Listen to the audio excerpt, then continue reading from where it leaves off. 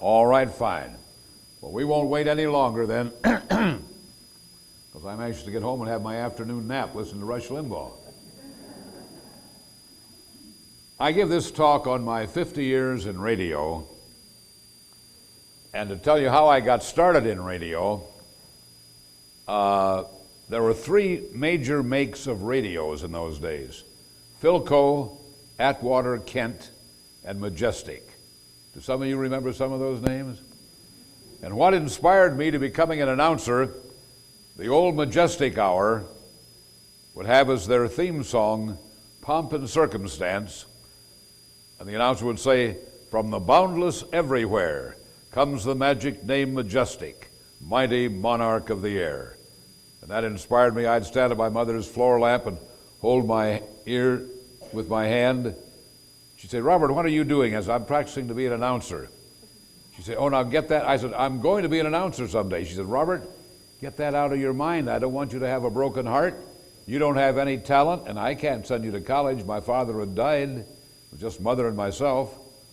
And she made $13 a week at Pollock Brothers over the sewing machine. And I said, "I'm going to be an announcer someday." So, the Gospel Temple, do some of you remember the Fort Wayne Gospel Temple on Rudisill Boulevard? By the way, they just tore it down about a year ago. And I brought 2 bricks home from there under my wife's flower pot, so I have part of the Gospel Temple on my porch. I hung around there because they were broadcasting on WOWO. And they only had one microphone, and I would carry the microphone from the choir to Reverend Paul Rader or Clifford Hollofield, the minister. And one day, their engineer didn't show up for the morning radio Bible class. Oh, they are all shook up. They thought they couldn't go on the air. I said, "I can run those controls." They said, "You know how to run all this radio equipment?" Why, I had it memorized. Remember the old-fashioned streetcars we used to have? I could run one of those. The motor would take this big lever, he'd come around this way, and we'd go. Then we'd go to stop, he'd bring it back this way and use the air brake to stop. And well, the same way I learned the controls and did the broadcast, and the broadcast went fine. So from that time on, I was the radio engineer at the Gospel Temple. And they said, "Now you're the first program on the air in the morning, and if you'll sign on, we won't have to bring an announcer in till 8 o'clock. So I said, "I will." So every morning, I carried the Fort Wayne Journal-Gazette, Route 64 on Bowser and Oliver from McKee to Rudisill. Then I would go to the Gospel Temple and sign on WOWO, and then go to Southside High School. And I first signed on WOWO December 4th, 1932. After I had graduated, I kept knocking on WOWO's door. Every 2 weeks, I'd knock on WOWO's door. They'd say, "No, we're not hiring. Get lost, kid." Then I'd knock, and they'd say, "Oh, there's that kid again. Tell him to get lost." Finally, one day, Paul Rader, our minister, said, "Oh, Bob, you believe the Lord answers prayer, don't you?" And I said, "Yes, but I don't think I had that faith of a grain of mustard seed." He said, "Let's just kneel down on the carpet here after the broadcast and pray that you get into radio." So we did, and he put his big hand on the back of my neck, and I almost had that goose-pimply feeling like the power of the Lord was right there. And 2 days after Paul Rader and I had prayed, kneeling on the floor, that I would get into radio, 2 days after that, after I had been knocking on WOWO's door for 2 years, my phone rang at home, and they said, "Is this Bob?" I said, "Yes." They said, "This is WOWO. We heard you do a commercial on the Back Home Hour the other Sunday evening, and we just wondered if you had ever thought about getting into radio." Had I ever thought about getting into radio? So, nobody can tell me beyond any shadow of a doubt that it was answered prayer that I got into radio. The Lord answered that prayer. That's the miracle of my life. I want to tell you one other thing. Well, first of all, I speak to career days, to high schools all over the area. And I'll talk to young people, and I'll say, "What do you want to be?" And they'll say, "Oh, I think I might be a doctor, or I think I might be a lawyer." I say, "Forget it. Know what you want to be beyond any shadow of a doubt, and work to that end, and pray to that end, and nothing can keep you from being what you want to be. And then I quote my favorite 10-word sentence from Glenn Steving in my Foster Park Lions Club. 10 words in this sentence, each word is made up of 2 letters. If it is to be, it is up to me. And I really believe that. I want to tell you one other thing that happened on the stage or the rostrum of the Gospel Temple. The year was 1938, and a young man was auditioning to be our next minister. Paul Rader had just died, and 2 young men were being auditioned to become the minister. One was Clifford Hollifield. Do some of you remember that name from the Gospel Temple? He's the one they hired. And the young man who sat with me, they turned down because they didn't think he had ever had any chance of being successful as a minister. And he was brokenhearted. He said, well, Bob, I'll make it someplace else. And the young man that day who sat on the platform with me and they turned down, didn't think he had any future ahead of him, was none other than Billy Graham. And I received this in the mail just about 6 months ago. A publication says, maybe we shouldn't ask, but why did Emily Kavanaugh break her engagement to William Franklin Graham in 1938, that same year? It said she wanted to marry a man who was going to amount to something and didn't think Billy Graham would ever make it. So everything I tell you actually happened. Some of the radio personalities that I worked with in the old days and stars, Ambrose Haley and Little Mary Lou, Penny West, George Arthur, Kenny Roberts, Howard Ropaw, Happy Herb Hayworth, Fitz and the Fellows, Gene Brown, the old songsmith Jay Gould, Sari and Elmer. By the way, Sari was Shirley Wayne Bowersox. I spoke to her home last week, the Coventry Nursing Center. She's up in her 90s, but still going. And I had her sit at the table with me and honored her that day. So Shirley Wayne Bowersox, who was Sari of Sari and Elmer, is still up and around. In fact, she played the violin in the Hells of Poppin show on Broadway with boxing gloves on. That was her act. Some of the early announcers I worked with: Lester Spencer, Joe Railing. By the way, in the paper last week, Joe Railing just passed away. J. Howard Ackley, John Hackett, Bill Robbins, Bob Wilson. Bob Wilson was our newscaster who would always sign off the newscast saying, 73 and good night. And everybody would write in and say, what does he mean by 73? Well, 73 in International Morse code means best regards. So he would always say 73 and good night. Peter Grant on WLW, if you remember that name, would always say good night and 30s. And 30, whether it's in Chinese, German, or English, 30 always means end of transmission.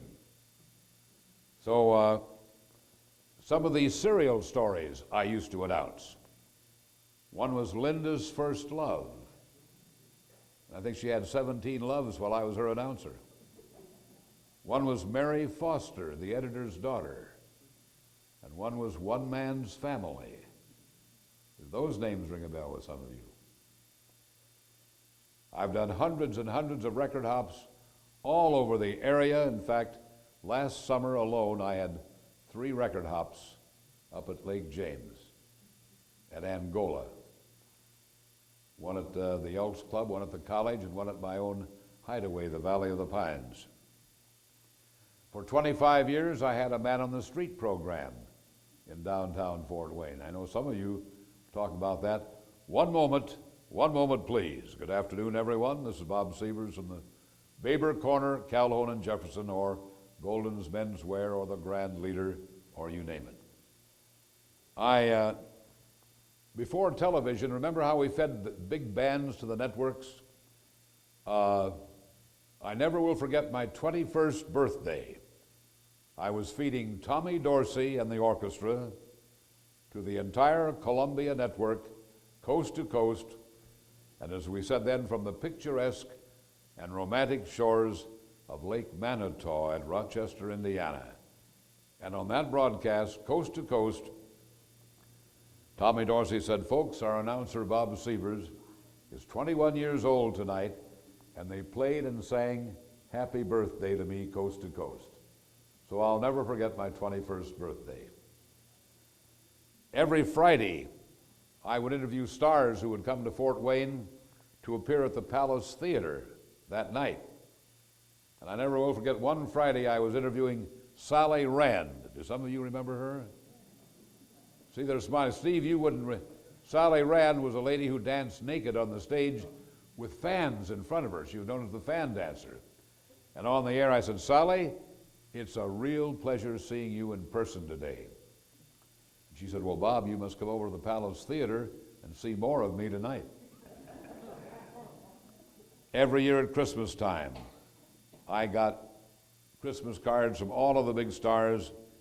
Jim Reeves, Crystal Gale. She said she grew up in Wabash, Indiana, listening to me playing with a little rag doll. Bill Anderson, Loretta Lynn, Patsy Cline, Johnny Cash, and I could go on and on. Because WOWO could be heard all over the United States, and every time they came out with a new record, they made sure I got a copy of it to play it first on the air, to plug them. So, before I tell a lot of unusual stories, in 1983, USA Today printed the top 25 announcers in the entire country out of about 25,000 announcers. And here, I have it circled here. You can see it up here when you come up. In 1983, I was number 3 in the nation. But in 1987, the year I retired, I was up here in the number 1 spot. And I have that in a frame at home. So I thought that's a pretty good way to hang it up. I was on the air getting paid for it 51 years, from August 1st, 1936 to August 1st, 1987. Now, why did I have the top ratings? Every minute that I was on the air, if I could do something to help you out, I did it. For instance, if a little elderly lady lost her dog, maybe this dog was her whole family. It'd be like losing a child, and I know how you can get attached to a dog. So it would only take 10 seconds of my time, but I could find her dog for her. And I was threatened one time that I would be fired if I put any more doggy announcements on the air. And one morning I said, folks, I've got a problem. A little lady on West Russell Boulevard has lost her little brown dog. She wants me to put it on the air. And the boss has just told me if I put any more dog announcements on the air, I'd be fired. I'm on the air while I'm saying this. I said, I'll tell you what I'm going to do. I'm going to stuff her name and telephone number in my shirt pocket. And when I get home today, if you find this little dog, you call me and I'll let you know who it is. So it got to be a standing joke. Jay Gould would come on the air in the morning. Before he sit down, he'd say, Sievers, have you got any lost cats or dogs stuffed in your shirt pocket this morning? So, but if I could help that way. One day I spoke to 300 heating secretaries, worked in oil, gas, or electricity. They said, oh, Bob, if you just put the degree days on the air, all 300 of us wouldn't have to call the Weather Bureau every morning to find out what the degree days were yesterday. And I thought, degree days? I never heard of such a thing. But I did.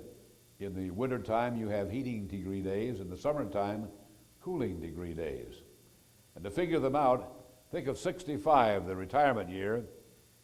They all have to be computed after the day has passed.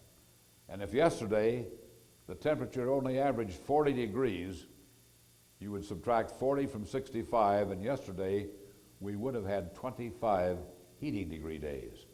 So every morning of my life, I put on the degree days, and I knew I had those 300 women listening in for that. I could go on and on with the little things I did. For instance, I would have somebody serve breakfast. It was only an honorary thing.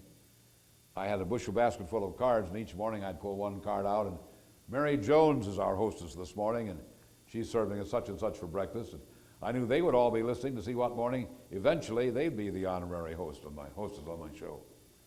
So, but this backfired. One April Fool's Day, I received a telegram from a famous golfer in Milwaukee, Wisconsin.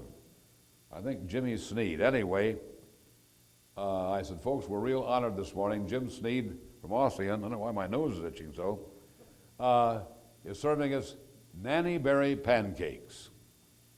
And I didn't know what Nanny Berry pancakes were, but I thought they sounded delicious. So I had that all morning long. 5 minutes before 10, before I got off the air, the whole studio gang came in, all the secretaries and Jay Gould and everybody. And Jay Gould leaned down to my microphone and said, Sievers, what are you serving for breakfast this morning? And I said, oh, Jay, we have a delicious breakfast this morning. Sammy Sneed is serving us Nanny Berry pancakes. He says, Sievers, you know what nanny berries are? I said, well, I assume they're delicious. He said, no, they're what sheep leave in the pasture. Then the whole crowd shouted, April Fool. So I never forgot what nanny berries were after that. But all those little things that I could do to help people out, I did. We have our PSA announcements, public service announcements. I would have about 5 pages of public service announcements, like the Lutheran Church of Bluffton, Indiana is having a fish fry this Friday night. 2 lines. Next line would be the Ladies' Aid of such and such. Well, by the time I went home, those 5 pages of announcements, about every 20 minutes, I'd read about 5. So when I went home at 10 o'clock, if your club or organization or neighborhood was having a garage sale, it was on the air. The next morning, I would read them from the back to the front, so they'd be on different time segments. So helping people out, what I could. So all of that really is what helped build up my audience. Nowadays, a radio station will be on the air, and the computer will say, use 3 PSAs. And the computer will pick out 3 announcements, and they only use it about every 3 hours, and the bulk of the announcements never get on the air. So this shows how they aren't taking care of their audience like we did in the old days of radio. I wanted to mention some of my unusual experiences in my 50 years in radio. A most unusual confession, my longest 5 minutes in radio, my most shocking experience, my most regretful story, and anything else that I might think of. And then I'm going to read some telegrams and letters from famous people that you all know. And the last thing I'm going to do to you today is sing to you. And I know you'll be ready to go back to your room then. Because when I was just a teenager, I knew one thing: I either wanted to be a country and western singer or a radio announcer. So I'm actually going to sing to you, and I'll tell you how I have the tape here when I do that. A most unusual confession. When I was in the 8th grade, my music teacher at Harrison Hill Grade School in Fort Wayne was going to have our glee club sing on the air. And there were 2 fellows auditioning for the announcer. One was a fellow named Richard, and his father was a lawyer in Fort Wayne, a judge, myself, Richard Shannon. And Miss Ziegler, Verda Mae Ziegler, picked Dick Shannon to be the announcer. And lo and behold, about 15 years ago, my phone rang, and it was St. Anne's Nursing Home.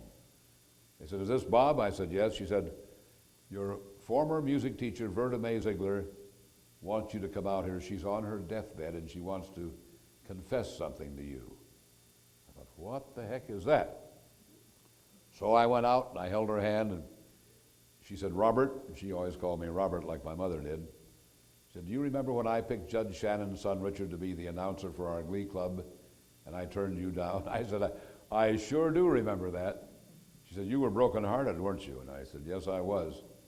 She said, well, for 40 years, I've sat here and listened to you and Jay on the Little Red Barn in the morning, and my conscience has bothered me. How every morning I wished I had picked you to be the announcer for our glee club, then I could have felt that maybe I had a slight part in your success in radio. So little did I think when I was a little 10 or 11-year-old boy in Harrison Hill grade school, being turned down by my music teacher, that maybe 60 years later, she would be apologizing for not picking me that day. My greatest surprise, my wife likes to sit up and watch television at night, and all these sitcoms, first of all, to me, they're very unfunny. They don't do a thing for me. So I go to bed, and I have my favorite talk shows all over the country. At night, I like to listen to Bruce Williams. Then I'll tune around and get Michael Reagan, or all night long from midnight till 5 in the morning, I like Art Bell on WGL. And I have my different talk show hosts that I like. Well, anyway, this was a Sunday morning, 1:30 in the morning on Sunday, Monday morning actually. And I heard the announcer on WJR Detroit say, folks, we have some sad news to bring to you tonight. He said, an announcer I grew up with when I lived in Columbus, Ohio, who worked in Fort Wayne at WOWO, died yesterday. And his name was Bob Sievers. Well, if you think that didn't wake me up. I thought, what? Am I hearing right? And he went on to say all about me. I thought, I can't let this go. So I got up out of bed and I called the announcer on WJR Detroit. I said, hi. He says, hi, who is this? I said, this is Bob Sievers. There's a long pause. He said, well, it sounds like him. Where are you calling from? I said, I'm calling from heaven. Well, actually, some lady got me mixed up with Jack Underwood, who had just died. And she told him Bob Sievers had just died. So if you think that was my greatest surprise listening to radio. I'm going to condense these down because I have dozens of them. At the Gospel Temple, I had another embarrassing moment. The first Sunday night of each month, we broadcast the baptismal services. And the platform would raise, and here in the background it was a beautiful painting of the Jordan River. And Reverend Hollifield would get down into the water. They baptized by immersion. And it was my job to lower the great big heavy RCA condenser microphone to Reverend Hollifield to get the name of the lady being baptized. And this Sunday night, the organ played softly, the lights were all dimmed, and I lowered the microphone to Reverend Hollifield, and I got off balance, and I fell right in the baptistry. And I hadn't planned on being baptized myself that night. And the audience laughed, just broke with, you'd have thought Bob Hope was on the stage cracking a joke. But I never forgot the night that I fell in the baptistry at a solemn occasion like that. My longest 5 minutes in radio, we were the control station in case any missiles had left Russia. And we were told that if there ever was an alert, behind me on the wall was a black manila envelope and a secret code word in there. So this was Saturday morning in October of 1972, I think. The news machines, International News Service, Associated Press, and United Press. We had 3 news services. All 3, the bells were ringing. Normally they'd ring 10 times, and that would be a bulletin. We'd run out, tear it off, and go in the studio and read the bulletin on the air. This morning the bells kept ringing continuously. And I thought, what the heck is happening? And then all at once it printed a code word. And the code word had said cauliflower. So I tore the manila envelope off the wall, and sure enough, the code word was cauliflower. So that meant one thing and one thing to me only. The missiles have left Russia. They're on their way here. It's been verified by that code word. But I thought, what do I do to the audience? How do I tell them? And I thought the only thing you could do if in doubt, be honest. I said, folks, we have some sort of an emergency. I don't know what it is. Well, really, I didn't know exactly. I said, but I have received the code word, I have verified the code word, and our machines are now silent. So the only thing I can ask you to do is stay tuned, and I'll let you know the very moment that I know. Well, it so happened that on Saturday morning I had the top 25. I played the top 25 hit records. And it so happened that particular record was Easy Going on Your Nerves. It was Henry Mancini and the orchestra and the love theme from Romeo and Juliet. It was a 2.5-minute record. The record ended. The machines were still silent. So the only thing I could do was pick the needle up, put it back at the beginning, and play through the thing again. And then the machines came alive, said, mistake, mistake, mistake, error, error, forget it, no emergency. Well, what they did in Colorado, they sent us the wrong tape. But during that time, so I told the folks, forget it, they sent us the wrong tape, there is no emergency. But during that 5-minute time in which I played Mancini and the orchestra and the love theme from Romeo and Juliet through twice, believe me, that was my longest 5 minutes in radio. I never forgot that. I want to, before I read you some of the letters from people, I want to tell you one more story, and I have a dozen stories, but we've gone about a half an hour now. My most regretful experience. My most regretful experience, this was in 1947, before tape was invented. And in those days, the first record was always acetate on aluminum. Then they would make a stamper out of that and stamp out the records.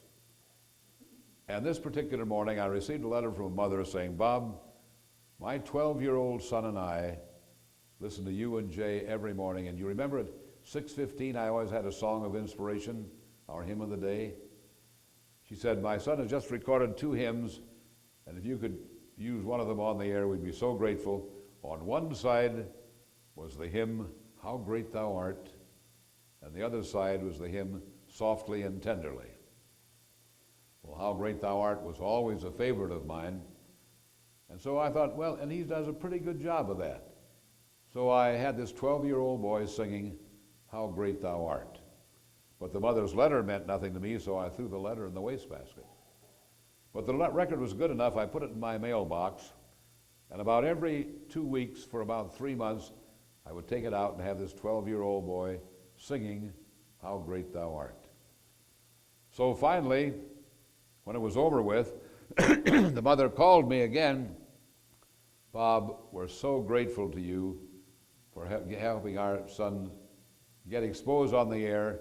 We don't know how we'll ever pay you back, but thank you so much. A nice long letter, but again, I'd helped dozens of young people get started in radio, so I threw that letter away. I just had the satisfaction of making them happy.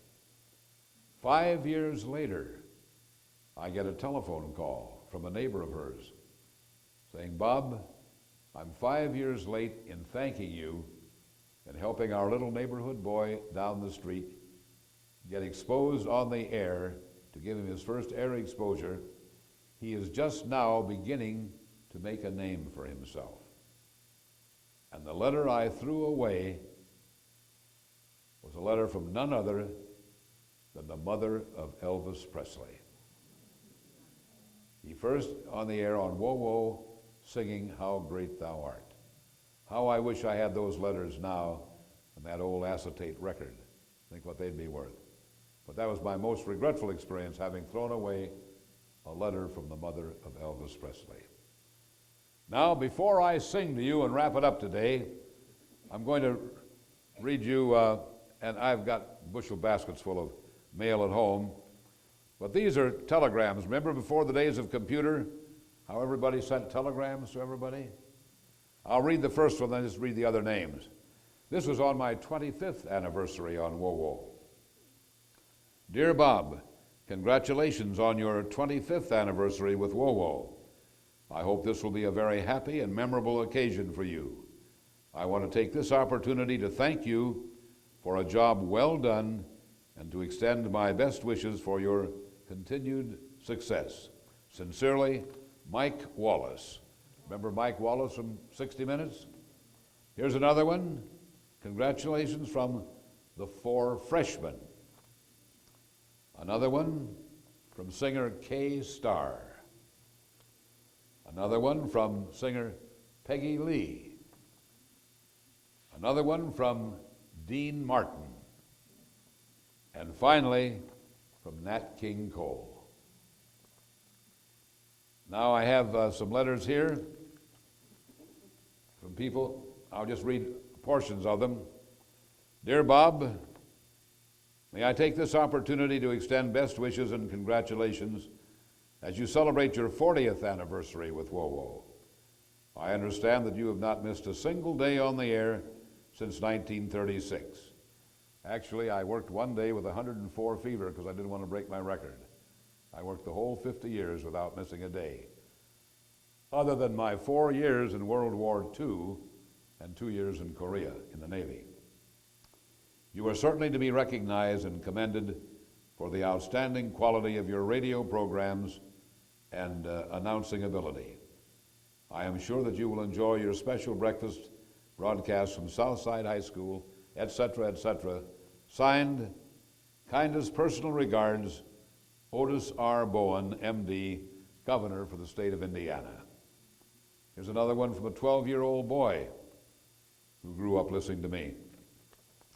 Dear Bob, many congratulations and best wishes for a healthy and happy retirement.